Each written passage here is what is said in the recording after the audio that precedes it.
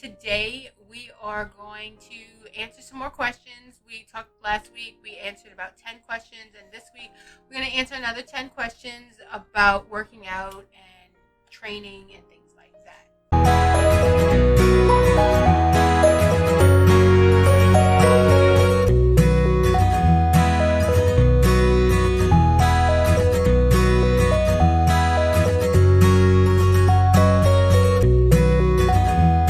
Hello, I'm Kay. I'm JR.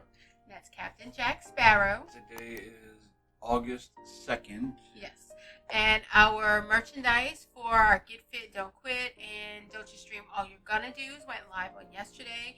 And I put some pictures of us modeling our own merch on Instagram and Facebook. You can go look at those. They are linked down in the description box below, as well as our store is also linked in the description box below.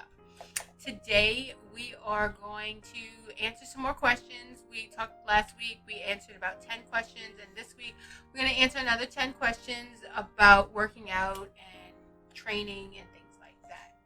But first things first, we are going to do our holidays for the week.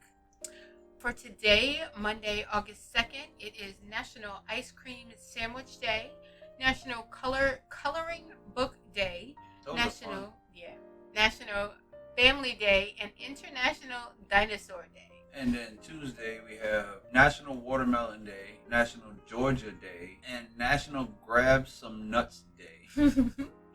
On Wednesday, there goes Sparrow. On Wednesday, August 4th, it is National Chocolate Chip Cookie Day, National Coast Guard Day, and International Regatta Day. That's that boat.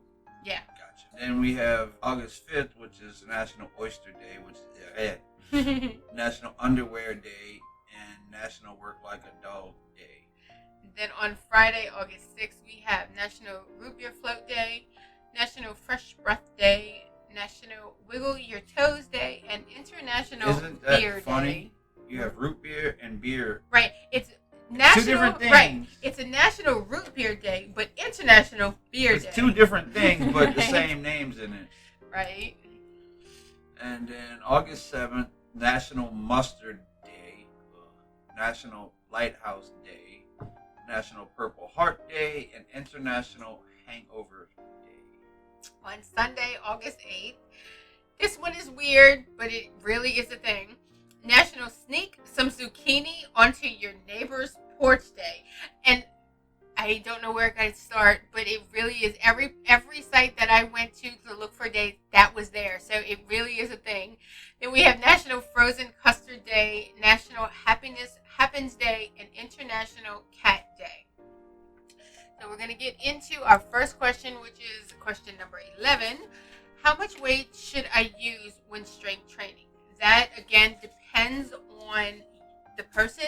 If you are just starting out, you want to start with between 10 and 15 pounds at a time. But you want to test out what your body can do, what your muscles can do. Especially if you've never, strength trained before. Right. You don't want to start out. Right, you don't want to start out heavy. You want to start out light and see what you can do. And then basically you go to what your max is and then come down. You come down 15 to 20 pounds.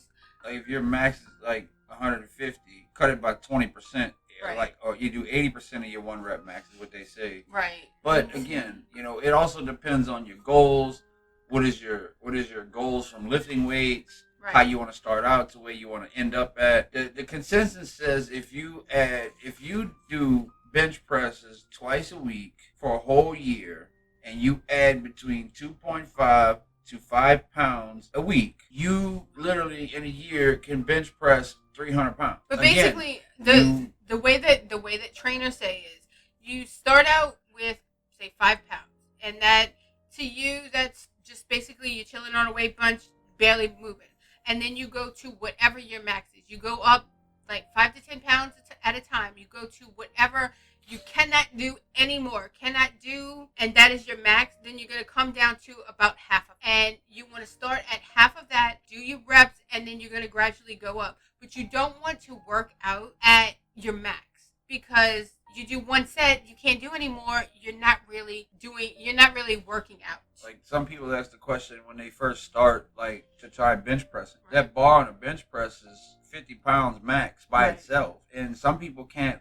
bench press that even one time. Right, I can't right now. So they would have to start out. They can try it and see how they feel, but I recommend if you've never bench pressed before to see if you can do reps with the bar with no weights on it, and if you can't, they have the Smith machine, which is 15 pounds, and if you can't do that, that's when you go to dumbbells, 5-10 pound dumbbells for a while, to get your strength up and stuff like that. And I will say this now, in all my research and everything that I've done, there are a lot of people who poo-poo on Smith machines because they feel like you're not really getting a workout. But if you're starting out lifting weights and using free weights, using the Smith machine until you learn the proper form, and until you can pick up a barbell, because barbells are not light. They're not minimum. They're not light. So you want to build up some of your muscles, your shoulder muscles, your arm muscles, before you try to do a bench press or a deadlift or anything like that. You want to build up some of those arm muscles. You want to learn proper form before you start out, or you're going to hurt yourself. Everybody that I've talked to, they say learn form before you add heavy weight. And using a Smith machine is the best way to learn that form before you use a free weight and you have a chance of hurting yourself. Even some of the seasoned vets that's been working out for 20 years will tell you learn form before you lift heavy. Because if you don't have the right form, then you're not going to use the right muscles. Say you want to squat 250 pounds, but you don't have the right form for that squat, you're going to injure yourself. Right. So form is always important before you get to heavy weights. Right. Always. No matter what exercise you do, you got to make sure you do it proper. Right. And then you move on to bigger and better weights. The next one is, why should I lift weights for fat loss? This is trainers and doctors' answers. Fat loss requires more than trying to burn as many calories as possible during a workout. In actuality, the body, being the incredible machine that it is, adapts to steady state activities and begins to burn fewer and fewer calories. So you want to do lifting weights. You want to change it up so that your body continues to lose the fat. That is the facts. That is the way what doctors and trainers have both said is you need to keep, and we have talked about this before, every 6 weeks we take a week off and then we change up our routine so that our bodies don't become stagnant, getting used to the same thing over and over. So that is why lifting weights is good for fat loss. Right. It's not just good for fat loss. I mean, it helps you feel stronger. The question is, why is it right? Good? But for fat loss, I mean, the lifting weights helps your muscles repair themselves. Right. So when you do it, when you have a good workout, you're still, from what I've read, and I read this from nutritionists, from trainers, after weightlifting 2-3 hours, you're still burning calories. Right. Your body is because it's repairing the muscles that you use. Also, your body burns fat more efficiently the more muscle that you have. So you lift weights, you're building muscle, and that is better for weight loss and for metabolism and things like that. The more muscle that you have. Now, I'm not saying that you should get jacked and build up bulky muscles, because that's not what I'm saying. But the more muscles that you have, the better your body functions to stabilize your metabolism, to stabilize all, what you're doing. It works more efficiently when your body does have that fat. Now, I'm not saying you need a lot of, not fat, that muscle, but I'm not saying that you need all kinds of muscle, but you do need to have some developed muscle in your body. So, next question is, are squats and lunges bad for your knees? Now, we did talk about this a little bit last week with a question about knee problems. They're not bad for your knees. Right. They can be. Again, right. Proper form. Right. Proper form. And it also does depend on what type of, if you have issues with your knees, if you have arthritis in your knees, if you have rheumatoid arthritis or osteoarthritis. Or if you ever busted your kneecap, or if you ever torn, ACL or whatever, in the past. Right. But you can use squats and lunges to help develop the muscles around your leg, around your Old knees. injuries could come back. Right. You know, I mean, say, you know, you're 40 years old and at 15 you broke your knee, you know, or you Right. busted your kneecap and you had to have it replaced. That doesn't mean that it's not that it's back to 100%. I mean, you still can have issues with it. But again, when it says bad for your knees, it all begins with form, because even seasoned people that do squats, that's been doing squats, they can slip up and make a mistake, you know, and hurt their knee. Right. You know, over time, maybe. Right. You just have to know the proper form. You have to practice the proper form to be able to do it. And doing it at the gym, it's easier if you watch a video of somebody doing a lunge or a squat and you're not sure if you're doing it properly. You watch those people, their technique, okay? And then when you go to a gym, and it is the best thing to do it in a gym, or if you have a mirror that you can look in and you do it yourself, and you see if you're doing it, if your body is doing it the same way. You see if your form is the same as other people's. That's the videos that you've watched, who you see as proper form. If your form is the same as theirs, and that is how you learn. You have to look at yourself doing it. You can't just think you're doing it in your head. Okay, this is what I see, and you're not looking at yourself doing it. There's like 3 or 4 different squats. There's sumo squats. There's regular squats. There's you know, there's 2 or 3 different forms you can do depending on what you want to get from your squats and what you feel comfortable. Me, I do a wider stance when I do squats because I feel sumo squats with a wider stance for my legs is easier for me. You are more I keep more normal. Like my legs at least shoulder length apart. Right. Yours is no wider than that. Yours is either inner or no longer than your shoulders. Right. I do the sumo because it's more comfortable for me. Right. Again, it all goes back to form and how heavy you're squatting or lunging. Because if you're doing 150-pound squats one week, you don't jump next week to 200 pounds. Right. You don't, because that over time, putting that much weight on your in that short a period of time. Right. You want to start out, especially if you do have knee problems, you want to start out at a lower weight if you're using weights, or you want to start out working on your form first before you do weights. If you're going to use weights doing the lunges or the squats, you want to start out working on form first. And that's something that he and I have learned.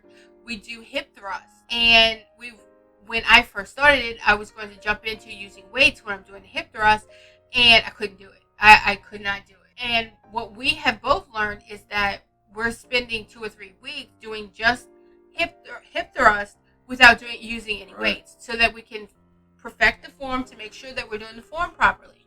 And that's something that you have to do, is you have to make sure you know that form first before you're going to add weights or anything, or you can hurt your knees, you can hurt your hips, you can hurt your back if you do it if you do improper form and you try to add weights to it. So you want to make sure and learn that form before you start adding weights and heavier weights and stuff like that. That I've talked to, they always said form is important before you get to heavy lift, because you don't want to just jump in and say, oh, I know what I'm doing, and then bam, you mess up and you hurt your.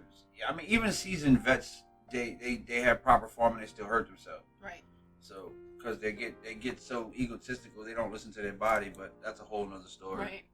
Next question is, how do I improve my posture? And pretty much most exercises actually will help you improve your posture. But again, it all goes back to form, learning proper form.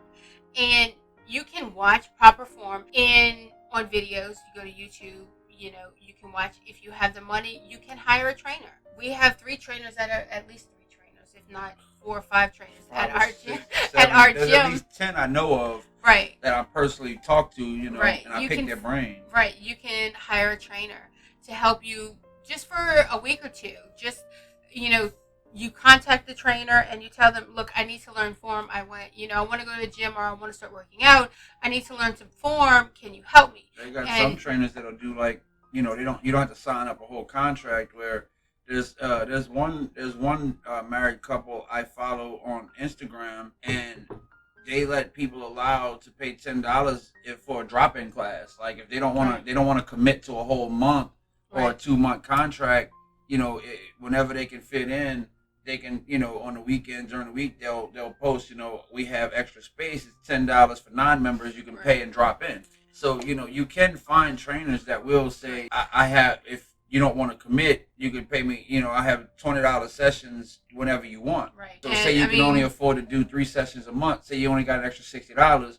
And you say, okay, I can only afford this many sessions a month, and I want to work on this. I want to learn form each session. Right. Someone will work with you. Right. And then, I don't think that's kind of getting into another form that we're going to be starting. It's going to be JK Fitness, and I'm trying to work on our website for now to try and get that started.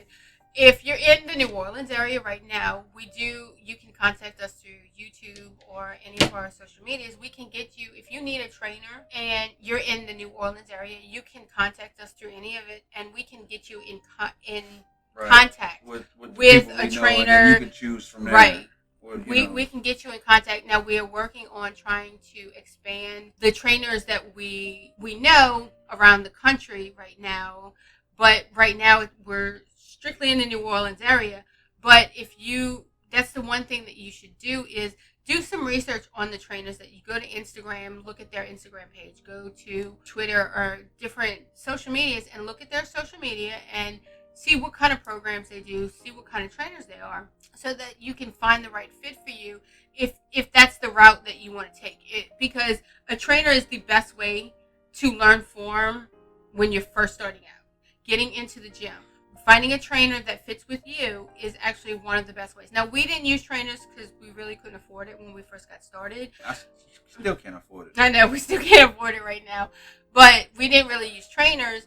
But the gym that we went to, there are trainers there that we kind of talked to a little bit here and there. Became friends with. Right. And then we watch different between YouTube videos, Instagram videos of watching the proper techniques of how to do things. We don't need trainers because we like to do research. We love doing research, right. We find out our own answers, and, I'm not going to pay somebody all of that. Right. But if that is a route that you want to take or that you can, then you can get in touch with us. Let us, we can try and help you. Point you in the right direction, let you choose, or if you want our advice, because the trainers that we connect with, they're all good. Mm. They're all good people. They're all about trying to help people improve their quality of life. They're all about. They got one of them that gets up. He's either there right when we're there. Or right before us, Yeah, there's a trainer at our gym. And he's got a lot of times we teach. Right. His training is a side job. Right. He has a regular job. Right. So he is dedicated. For him to get up and be there at 4:30 to train he can do his workout before his clients get there and then go do his regular job. It shows dedication. There's another trainer that we tease him that he lives at the gym. He must sleep at the gym because he's there. Sometimes he tells us he don't leave there till like 1 in the morning. I'm like. Right. But then again, we don't know if we haven't established if he's also a maintenance man for the gym. Maybe maybe a manager, maybe his training, and then he does any other work for the gym. Like if he has to fix something, maybe that's why he's there so late. Right. Because I don't see him training people at midnight. Right. But then again, you never know. Sometimes you have to work on your client's schedule. Right. So, if they're paying you $200-300 a month, depends on what their schedule is. When you work with them. Right. If they're paying you $200-300 a month to train them, and they say, "Well, I can only be available at midnight," I'm not going to turn down $300 a month to train you at midnight. Right. I'll go home, take a nap, get back up, go train you, go home, go back to sleep. It's all about adaptation, right? All right. Next question: how can I stick with the exercise for good? That it's kind of difficult. Let's see. You're not going to be able to stick with it for good for life, because life happens. It depends on your willpower, on your state of mind, but life on happens. Your motivation. Now, what I'm saying is sometimes you can't work out for like a week because of life or something like that. But if you work on your motivation and your willpower, sometimes you can get back into it and get going again. Sometimes you need external. We use each other, honestly. When it comes to working out and going to the gym, we help each other with the motivation and things like that. But if you don't have that spouse or friend or something, you have to find that willpower. You have to find that motivation. Well, what I mean by my answer to this question. When I say life happens, injuries happen, health problems happen. Yes. But what I would say is, how can I stick with exercise for good? Adapt to your situation. Because say, you fall down and you break your ankle. Yeah, you might be out a couple of weeks till you can put more weight on it. But I've seen people go to the gym with a boot on their leg. They may not be able to work out their legs much, but they're still trying to do other workouts. Right. I've seen people go to the gym with a cast on their arm. I had the brace on my arm. You may not be able to do all your workouts that you did before, right. but what like we said in the past, doing a little bit is better than being stagnant. Right. Our friend went, I'm not going to mention his name because I don't want to blast him. Right.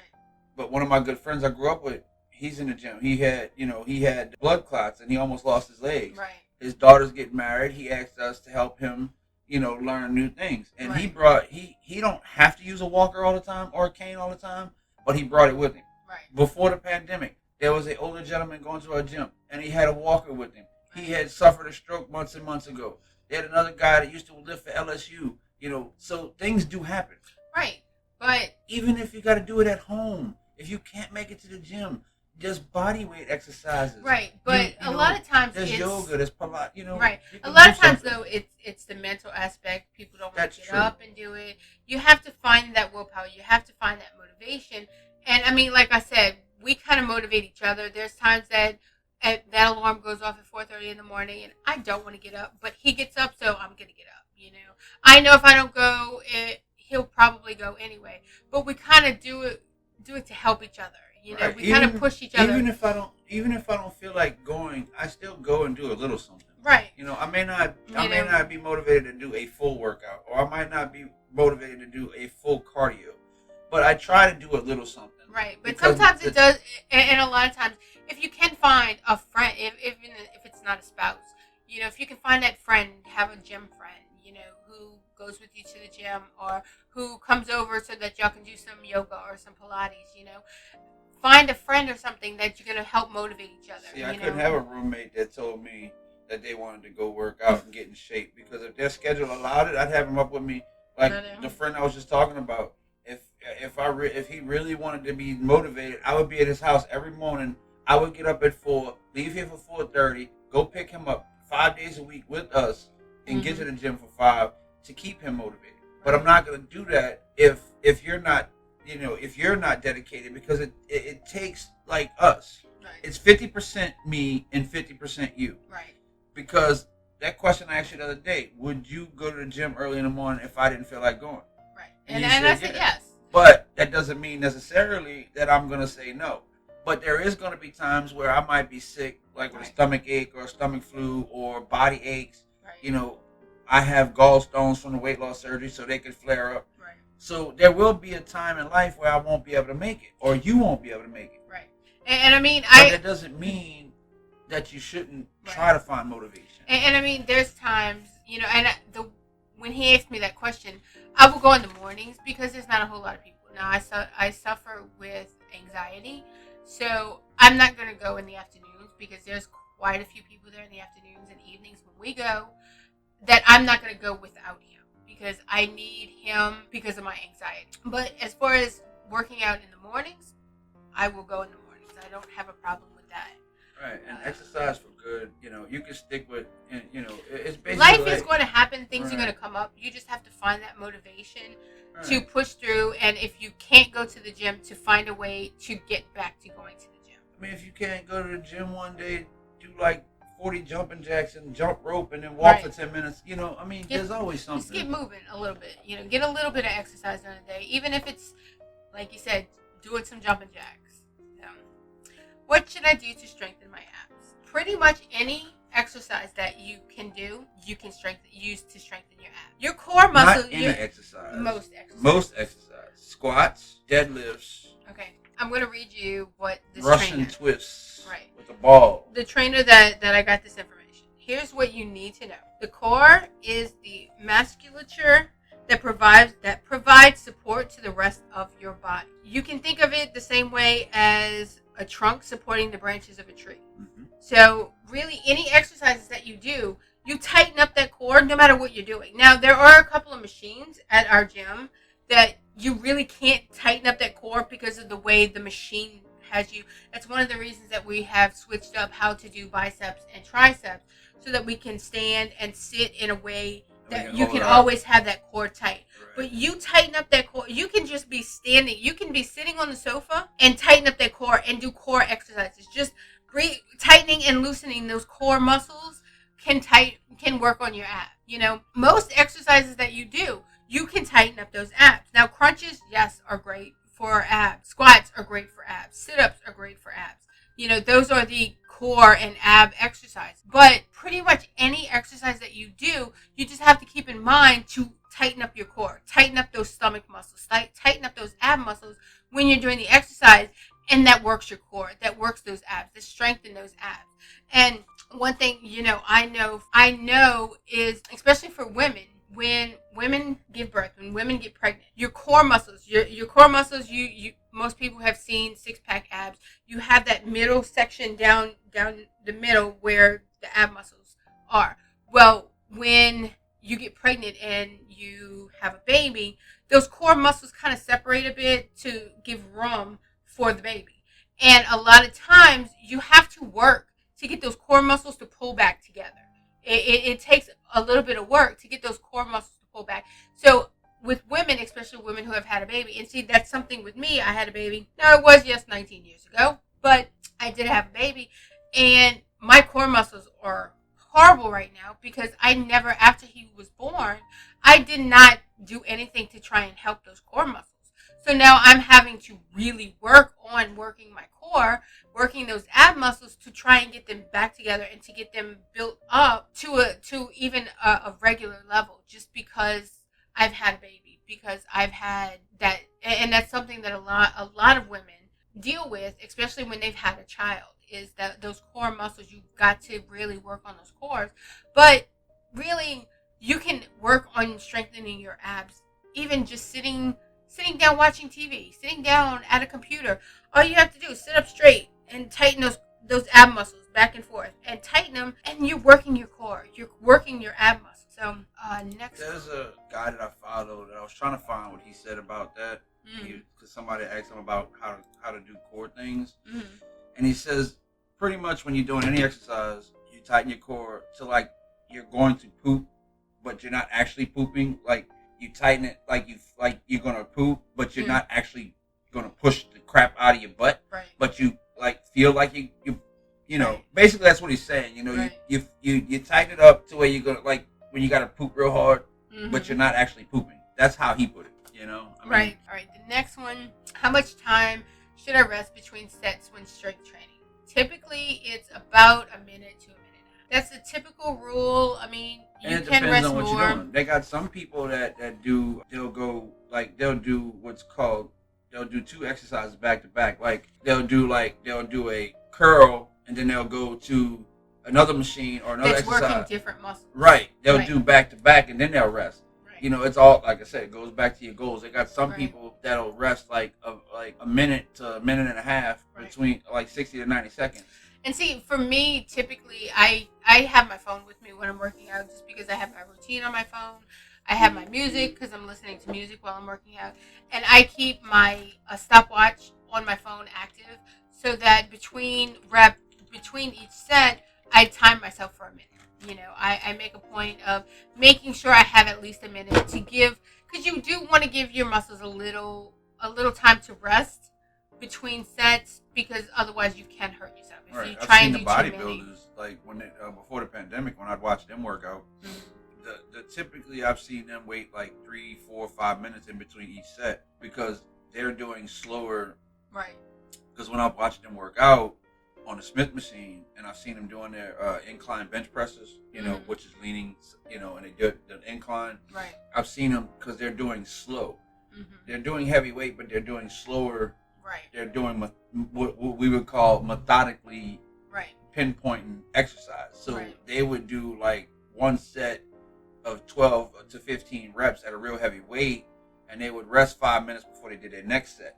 Right. But they are typically targeting certain groups of their muscles that day. Right. So they are taking a little bit longer, and if you don't have a lot of time, you can 1 minute rest. If you're not doing heavyweight. Right. If you're doing like a medium weight, right. If so you're comfortable really weight, pushing, you can do like you technically can rest a minute between each set because you're not doing heavy weights. Right. I'm doing higher reps, lower weights. Right. So you rest a little bit longer. And a lot of times if someone is doing a heavier weight to push their muscles They'll more, rest a little bit you longer. need to rest a little in bit between longer. sets. Right. But it again, that's another one of those things a trainer would have more knowledge. I mean, like I said, I did read some a lot of what I'm giving you is what the trainer, what I've read the trainers, but having your own trainer, it does kind of and again, it goes help back you a to little how bit you better. feel. Right. Because it goes back to how you feel and how you feel comfortable. Right. Because I, again, can do 3 sets of 10 reps back to back with a 20-second rest in between because I'm not doing heavy weights. Right. But the heavier weights, I think, is a little bit longer. You have to rest in between your sets. The next question is working out in the morning better for you? No. There's no particular time. There really isn't any particular time. You need to work your muscles. There's no study or anything. Right. There's no study. From what I found, there's no study that says one is better than the other. Morning is better than evening, or middle of the day is better than. It's whenever you have time for one. Whenever the time allows you to for one. Right. And for 2, it's whatever you feel works for you. I prefer in the morning. Right. So do I. But some people prefer evenings. So some people can only even some people may not prefer evenings, but that's the only time they have available. Right. So it goes back you need to do prefer 2 reasons. You need to do whatever works with your schedule. Right. And if your schedule allows you to, whatever you feel comfortable. Right. Because that's a double-edged sword. Because what if you work overnight and you can only work out at 6 in the morning, even though you don't want to? Right. You might want to go to work and get off and go your workout so to help you sleep. Right. Some people might go to work overnight, go home and sleep, and get their workout before they go back to work. Right. Again, preference. Right. We have 2 more questions. Should I approach my sessions with a plan? Yes. Absolutely. Have some kind of plan. It don't have to be elaborate. Right. It doesn't have to be some drawn out 6-week plan. Right. But having some sort of plan so that you can get in, you know what you're doing, you can go. You'll take less time because you know what you're doing. You're going from one thing to another. Right. You have a plan. You know what you're doing. They got people that bring notebooks. I've seen. Right. Like I said, I have it on my phone because at the beginning of every 6 weeks, when I do my workout, I make a graphic basically that I make a picture of which exercises I want to do on which days. Before I was doing 3 days a week. I'm doing 5 days a week now, and I have 5 pictures of the exercises I want to do each day. Right. You always want to have some type of plan so that you're not wasting time trying to figure out, okay, what do I want to do next? Or what can I do next? Even if you're not lifting weights, if it's just cardio you want to do, you should carve out a plan. Like say you want to do a certain amount of time on a treadmill, you want to do a certain amount of time on a bike and the elliptical. You want to do, say you want to do 4 different cardio exercises in a day. Right. Plan it out of how long you're going to spend on it. Right. So that way, if you want to spend extra, you can do that. Right. But always have some kind of a plan going into the gym, whether it's Pilates, yoga, lifting weights, because you want to know, in order to know if it's going to work, you can't just randomly do different things every day. Because something different every day, and every time you go to the gym, you do something different. Then that's not, you don't know what's working. You don't know if it's helping you. Right. To get to what your goals are. And you not know if you're working the same muscles the same day back to back, which you shouldn't. Because if I don't go with the plan, I'll wind up bench pressing 3 days a week, deadlifting 2 days a week, doing a fly machine 3 days a week, because I'm thinking, I'm going there with just erratic thing and thinking that it's working, and I don't have a structured. And see, I've always been, I'm a very organized person to begin with, and I want to have a type of structure. I want to have that. It helps. And it helps know how to. It's better for your body. It's better for your mental. To determine results too. And it helps you to know what's working for you. What's working and what's not working. doing, especially when it comes to strength training and lifting weights. Right. Okay. Our last question is: do I need to work out every day? No. I don't need to. You do not need to work out every day. Basically, you need to. We talked about last week. You need to do at least 30 minutes of some type of movement every day. It doesn't necessarily. But you don't have to do weightlifting or Pilates or HIIT exercise every single day. You want to, when you are exercising, you want to carve out that time period that you want to do, and you want to keep your heart rate up while you're working, doing that exercise, not just a sporadic here or there. You want to do like HIIT, or you want to do weight workout, weight training workout, or Pilates or yoga for that particular time period. But you don't have to do every single day.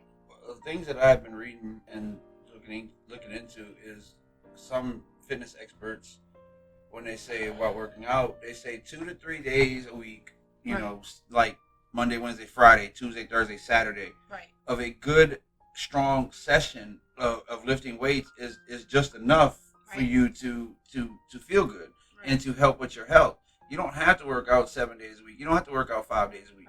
We choose to go to work out 5 days a week. That's how we feel comfortable. We do exercise 6 days a week.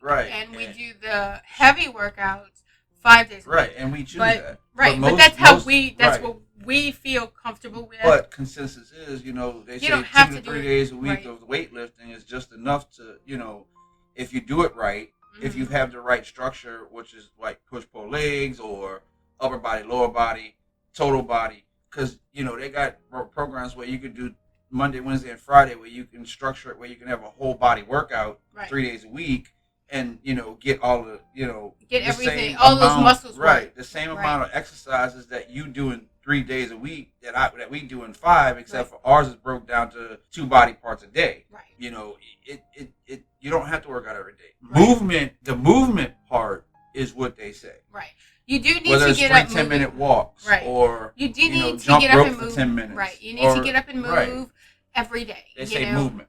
You don't have, and I mean, it's not you don't have to, when we say movement, you don't have to go for a walk every day. Walk around your house, walk around your apartment for 5 or 10 minutes Jog every up and day. down your hallway a few times, you know, just to get that heart pumping. We have rain here that it affects us, that when we can't go to the gym, I'll walk up and down the hallway 4 or 5 times. Opinion, you know, when people hear the word workout, they probably automatically think to weights and lifting weights or yoga or Pilates or something like that. But a workout is just is whatever type of movement you can do.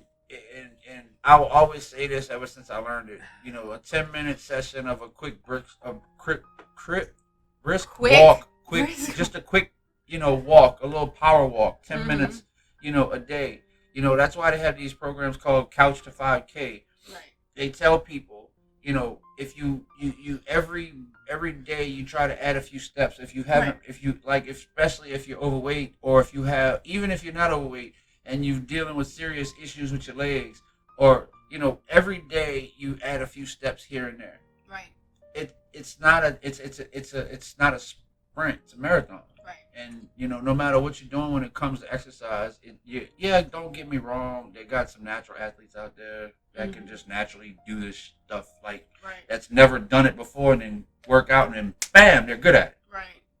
But most of the human population, not like that. So, you know, we're not natural athletes. That's gonna be it for today. That's all the stop questions. Rushing me. I know, but we're running long today, so we need to wrap it up. Oh yeah. Yeah, we are. So our merchandise went live. Our newest merchandise went live yesterday. There will be a 15% discount on the website for any new orders on the new merchandise that we have. It is the Get Fit, Don't Quit, and Don't Just Dream All You're Gonna Do. That is linked down below in the description box. We also have, it's also on our social medias as well, which is linked below. But I will have another progression video on Wednesday, and he will have another video on Friday. But that's going to be it for today. And please like and subscribe, leave us a comment, and come back next week. Bye-bye.